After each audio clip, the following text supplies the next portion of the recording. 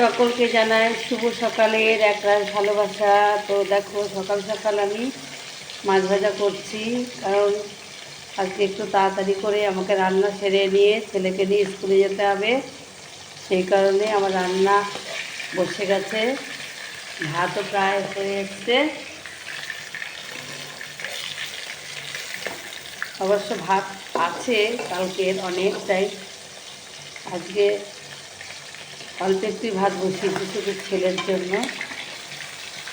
এখন মাছ ভাজা হবে, মাছের ঝোল হবে, তারপরে হবে তোমার মাছের তেলের বড়া। আর তোমরা কে কী করছো অবশ্যই কমেন্ট করে জানিও কিন্তু বন্ধুরা। তো টাটা।